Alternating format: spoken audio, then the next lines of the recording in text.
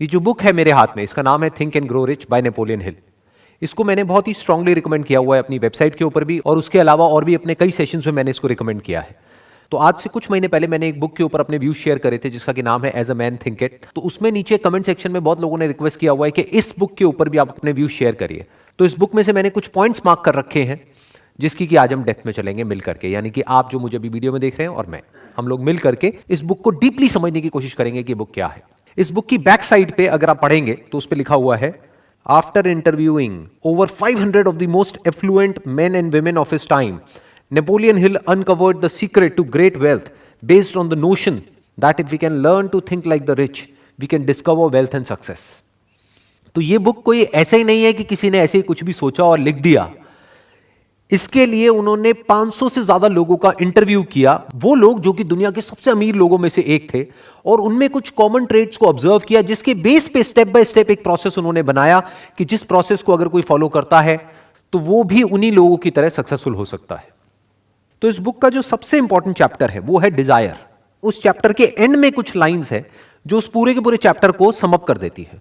तो मैं उन लाइंस को पढ़ूंगा, फिर उसको हम डीपली समझने की कोशिश करेंगे कि उसका एग्जैक्ट मीनिंग क्या है। I wish to convey the thought that all achievement, no matter what its nature or purpose, must begin with an intense, burning desire for something definite. इसमें यह कहा जा रहा है कि कोई भी अचीवमेंट है, किसी भी तरह की अचीवमेंट है, उसकी जो शुरुआत होती है वो होती है एक इंटेंस, यानी कि अंदर से एक्चुअल में जो बहुत ही डीपली रूटेड हो हमारे सबकॉन्शियस के अंदर। ऐसा नहीं कि ऊपर ऊपर लेवल पे किसी को देखा और कुछ करने का मन किया। That is more like a wish. So there is a difference between जो यहां पर कहा जा रहा है डिजायर में और विश में। सब चाहते हैं अमीर होना, ऐसा कोई नहीं है जो नहीं चाहता, बट उसको एक इंटेंस डिजायर नहीं कहा जा सकता। जो ये इंटेंस डिजायर होता है लाइफ में कुछ भी करने का, किसी भी फील्ड में सक्सेसफुल होने का, वो बहुत ही कम लोगों में होता है। तो वो क्या कह रहे हैं, किसी भी तरह की अचीवमेंट हो उसकी शुरुआत होती है एक intense burning desire for something definite. मतलब वो डिजायर जो अंदर कॉन्स्टेंटली जल रहा हो, ऐसा नहीं कि ऑन ऑफ हो रहा है। ज्यादातर लोगों के साथ ऐसे ही होता है जो मेरे से क्वेश्चंस भी पूछते हैं कि सर जब आपकी वीडियोस देखते हैं तब तो चार्ज अप हो जाते हैं, उसके बाद में पता नहीं क्या हो जाता है। तो हुआ क्या है कि कुछ देर के लिए वो मेरे कॉन्टैक्ट में आए तो एकदम से जोश आ गया, लेकिन उसके बाद में जो वो एक्चुअल में अंदर से है वो चीज ऊपर आ गई। मतलब एक विशफुल थिंकिंग हर एक के अंदर होती है कि हाँ मेरे को इतना पैसा चाहिए, उतना पैसा चाहिए, मुझे ये चाहिए, मुझे वो चाहिए। ये सब क्या है, विशफुल थिंकिंग जो औरों को देख करके हमारे अंदर पैदा होती है। बट एक burning desire for something definite, कि जिनको एग्जैक्टली पता होता है कि उनको क्या चाहिए, ये बहुत कम लोगों के अंदर होता है। Through some strange and powerful principle of mental chemistry, वो क्या कह रहे हैं कि माइंड में कुछ केमिकल्स रिलीज होते हैं। इसकी वजह से जब कोई हमारे अंदर डिजायर उठता है और वो बिल्कुल क्लियर होता है हमको क्या चाहिए, और हमारी जो ब्रेन की केमिस्ट्री है उसमें कुछ चेंजेस हो जाते हैं। अब इसमें हमको कुछ मिस्टिकल नहीं बनाना है, हमको ये नहीं सोचना है कि कहीं से कुछ तरंगे आती हैं, वो उठती है और फिर ये होने लग जाता है, वो होने लग जाता है, ऐसा कुछ नहीं है। इसीलिए उन्होंने क्या वर्ड यहां पे यूज किया, केमिस्ट्री। इट इज केमिस्ट्री, जैसे हमने स्कूल में पढ़ी है, इट इज केमिस्ट्री। केमिकल लोचा होने लग जाता है हमारी ब्रेन के अंदर। इसकी वजह से, उस केमिकल लोचे की वजह से क्या होता है, हम उस डायरेक्शन में भागने लग जाते हैं। जब माइंड में, इसको आप इस तरीके से कह सकते हो कि जब एक इमेज फिक्स हो जाती है, ये डिजायर क्या है बेसिकली किसी ना किसी इमेज से रिलेटेड है, तो जब वो इमेज फिक्स हो जाती है, डेफिनेट होती है, तो ब्रेन में जो सारे केमिकल्स हैं वो एक पर्टिकुलर तरीके से चलने लग जाते हैं। यानी वो ही केमिकल्स रिलीज होते हैं जो कि उस इमेज को रियलिटी बनाने के लिए चाहिए होते हैं।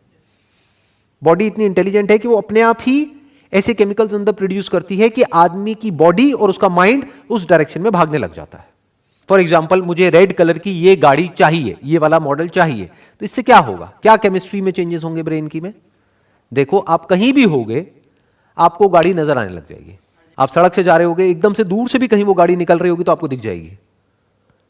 तो बस इतना हो जाता है कि आपकी नजर वहां चली जाती है। जो हमारी नजर एक्चुअल में भटकी होती है, आपको चारों तरफ वही नजर आने लग जाता है। यानी आपका दिमाग फोकस्ड हो जाता है। नहीं तो वैसे हमारे दिमाग में हजार चीजें एक साथ चलती रहती हैं, बट जिस बंदे के माइंड में क्लियर हो जाता है कि मेरा ये डिजायर है और मेरे को इसको अचीव करना है, उसका माइंड एक ही डायरेक्शन में भागने लग जाता है। अब उससे वो चीज मिल नहीं जाती है, क्योंकि उस चक्कर में बंदा फंस भी सकता है अगर बाकी के जो स्टेप्स इसमें बताए गए उसको फॉलो ना किया जाए तो।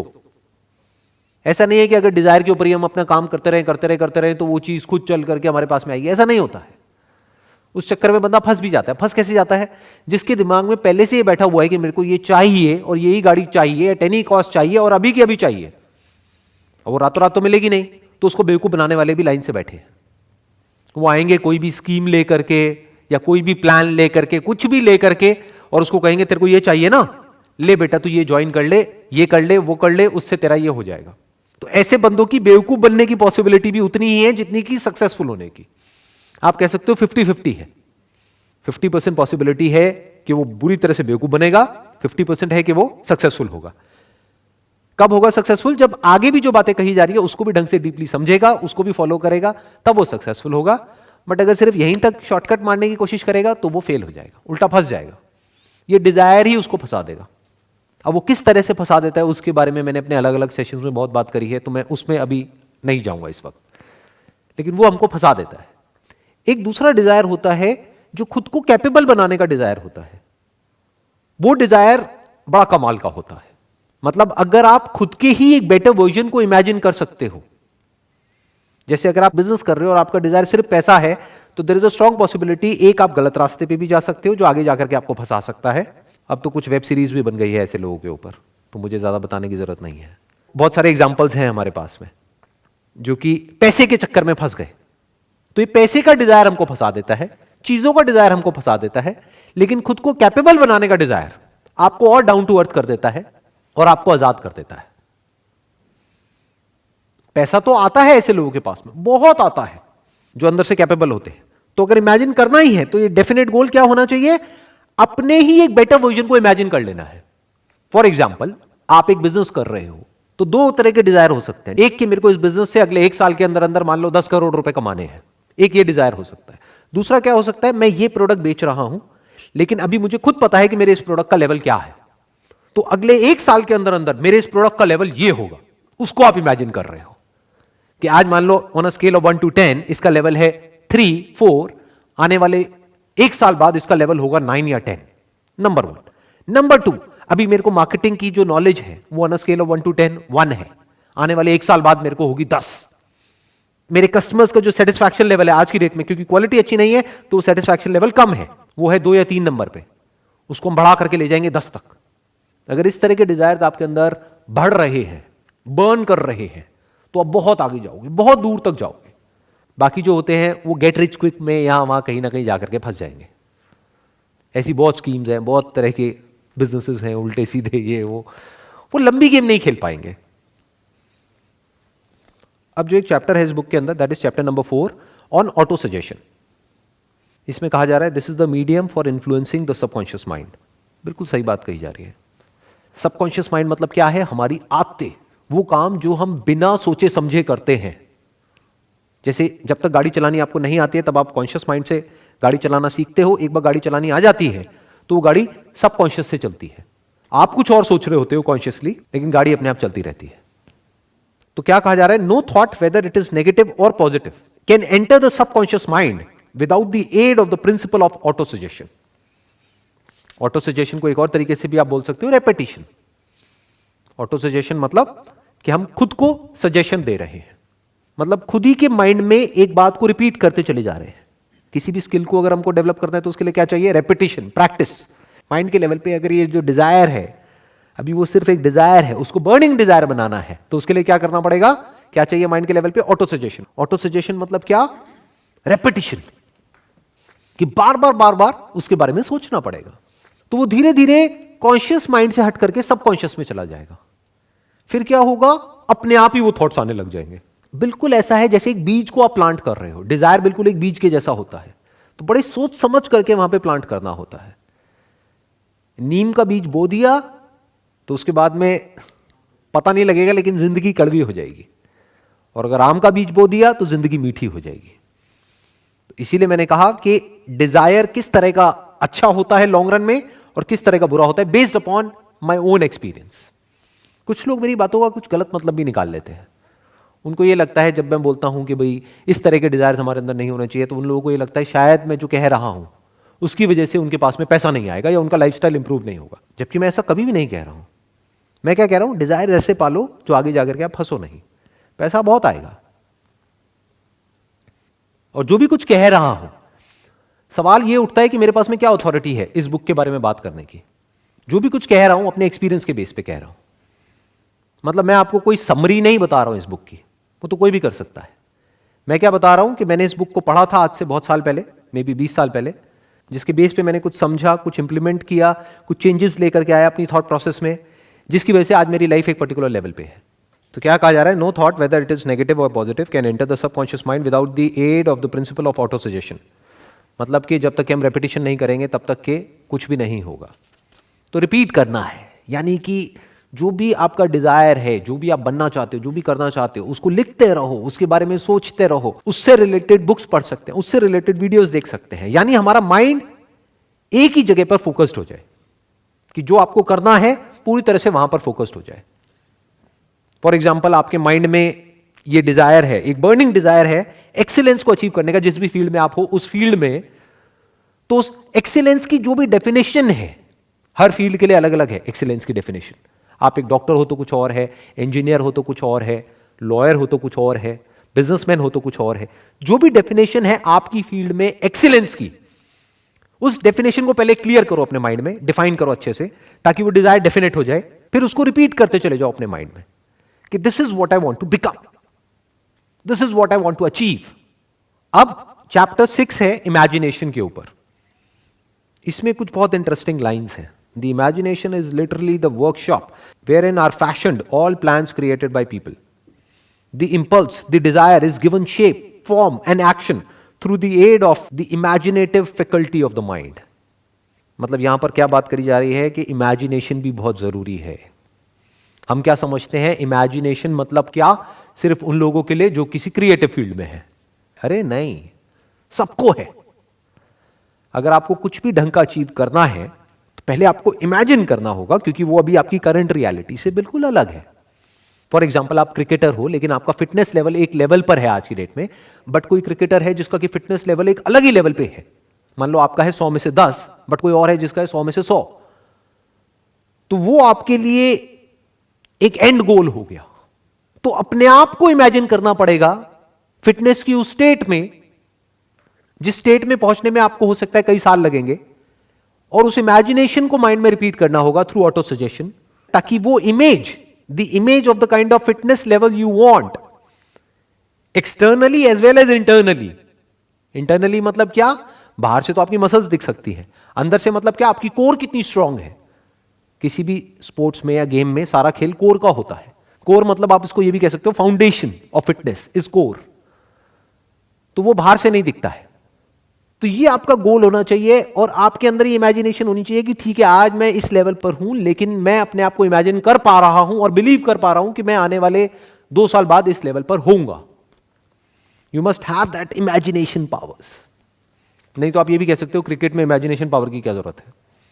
अगर आप एक बैट्समैन हो तो सामने से बॉल आ रही है और आपको हिट करना है बैट से, खत्म। नहीं जी, उस बॉल को हिट करने के लिए आपका जो फिटनेस लेवल है वो एक पर्टिकुलर लेवल पे होना चाहिए। तो अपनी जो इमेजिनेटिव फैकल्टी ऑफ माइंड है उसको डेवलप करना होता है, उसके ऊपर काम करना होता है। वो बहुत जरूरी है अगर लाइफ में हमको कुछ भी बड़ा अचीव करना है। इनफैक्ट अगर हम अपने आसपास में कुछ भी देखेंगे, दैट कुड बी एनीथिंग, जो भी आदमी ने बनाया, एक सुई से लेकर के एरोप्लेन तक, वो सब क्या है, आज एक रियलिटी है, बट कभी ना कभी किसी ना किसी के माइंड में वो एक इमेजिनेशन थी, तभी वो रियलिटी बन पाई। अगर किसी के माइंड में वो इमेजिनेशन ही नहीं होती तो पेपर पे उसकी इमेज कैसे बनती, इमेज नहीं बनती तो एक प्लान कैसे बनता उसको प्रैक्टिकली बनाने का। तो everything is an imagination which is there in the mind. और स्पेशली एंटरप्रेन्योरशिप में, बिजनेस में, इससे बड़ी और कोई क्वालिटी नहीं है। क्योंकि द प्रॉब्लम इज कि आपके आसपास में कोई नहीं समझ पा रहा होगा कि आप एग्जैक्टली क्या सोच रहे हो और आप क्या करने वाले हो। किसी को समझ नहीं आने वाला, जिसको आप बताओगे वही आपके अगेंस्ट हो जाएगा। तो आपकी इमेजिनेशन पावर्स इतनी स्ट्रांग होनी चाहिए कि आप वो देख सको।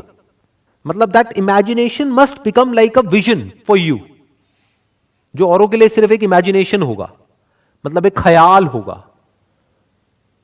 किसी और को आप बताओगे तो वो कहेगा क्या ख्याली पुलाव पका रहा है, मुंगेरी लाल के हसीन सपने। बट आपके माइंड में क्या हो जाना चाहिए, वो इमेजिनेशन एक विजन की तरह हो जाना चाहिए कि आपको साफ नजर आ रहा हो कि आप आंखें बंद करो और आपको साफ नजर आ रहा हो कि आने वाले 5 साल बाद क्या होने वाला है, कि दुनिया किस डायरेक्शन में जाने वाली है। इसको एंटरप्रेन्योरशिप बोलते हैं। अब जैसा मैंने अभी थोड़ी देर पहले कहा था कि इसमें सिर्फ डिजायर से कुछ नहीं होगा, ऑल्दो डिजायर सबसे इंपॉर्टेंट है, यानी बिना बीज के कुछ नहीं होगा, लेकिन सिर्फ बीज से भी कुछ नहीं होगा। ये बात समझने वाली है कि उसके साथ साथ में और भी बहुत कुछ करना पड़ेगा। खाद डालनी पड़ेगी, पानी देना पड़ेगा, लैंड को आइडेंटिफाई करना पड़ेगा कि वो सॉइल उसके लिए ठीक भी है या नहीं है उस तरह के बीज के लिए। तो ऐसे बहुत कुछ करना पड़ेगा। तो और क्या करना पड़ेगा जो बहुत इंपॉर्टेंट है, या किस वजह से लोग आगे नहीं बढ़ पाते हैं। चैप्टर नंबर 8 है डिसीजन के ऊपर। इसमें क्या कहा जा रहा है, accurate analysis of over 25,000 main and women who had experienced failure disclosed the fact that lack of decision was near the head of the list of the 30 major causes of failure. 30 वजह जो इन्होंने ढूंढी निकाली failure की, कि जिस वजह से लोग फेल होते हैं, उस लिस्ट में सबसे टॉप पे जो है that is lack of decision. This is no mere statement of a theory, it is a fact. Procrastination, the opposite of decision, is a common enemy that practically everybody must conquer.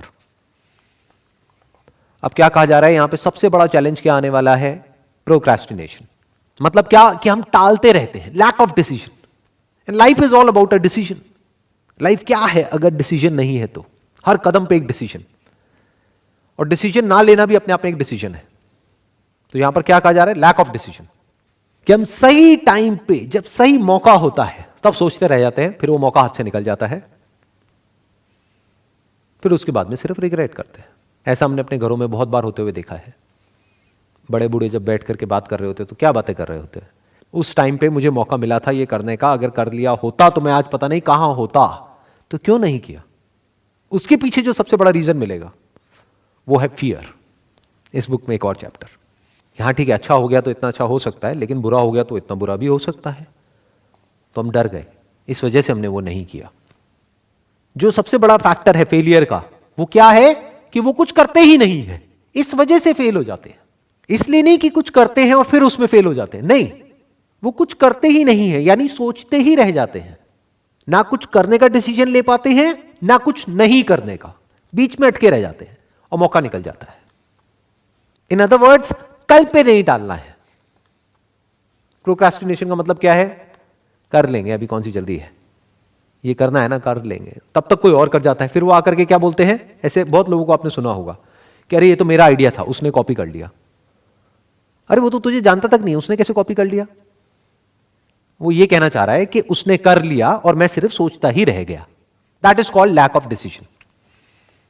In simple words, कि मतलब मैं करने के बारे में सोचता रहा, लेकिन कोई और था जिसने सोचा, या ये कह लो हजारों लाखों लोगों ने सोचा, लेकिन उसमें से कोई एक था जिसने सिर्फ सोचा ही नहीं, किया भी.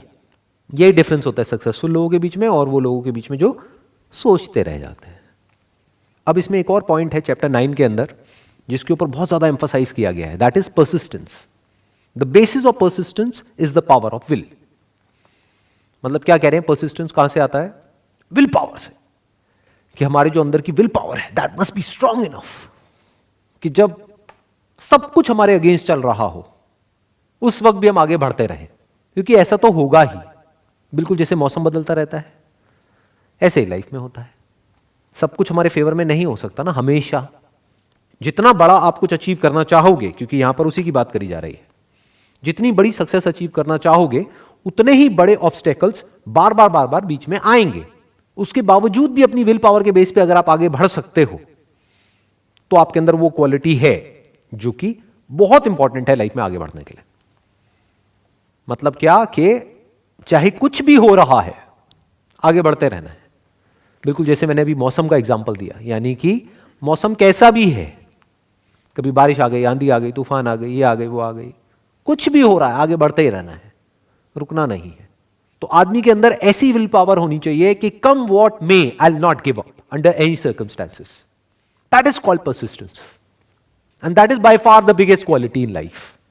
Not just to be successful in life but in any sphere of life. चाहे आप एक स्टूडेंट हो, चाहे बिजनेस कर रहे हो, चाहे जॉब कर रहे हो, चाहे कुछ भी कर रहे हो, परसिस्टेंस तो चाहिए ही. क्योंकि जिसकी छोड़ने की आदत पड़ जाएगी ना, कि जरा सी प्रॉब्लम आई, छोड़ो ना क्या करेंगे, वो छोड़ता ही रहेगा जिंदगी में, वो भागता ही रहेगा. वो भगोड़ा बन करके रह जाएगा। और जिसकी आदत हो गई फेस करने की, वो फिर हर सिचुएशन को फेस करेगा, और फेस करके ही तो आगे बढ़ा जा सकता है।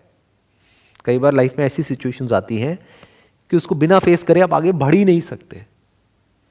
आपका जो सबसे बड़ा डर है वो आपके सामने है, बट बिना उसको कॉन्कर किए आप आगे नहीं बढ़ सकते। यानी जब आपका माइंड, आपकी बॉडी, आपकी फीलिंग्स, आपके इमोशन सब आपको डरा रहे हैं, आपको आगे बढ़ने से रोक रहे हैं, फिर भी अंदर से आप अपनी स्ट्रेंथ को गैदर करते हो और कहते हो नहीं, करना है तो करना है। That is will power.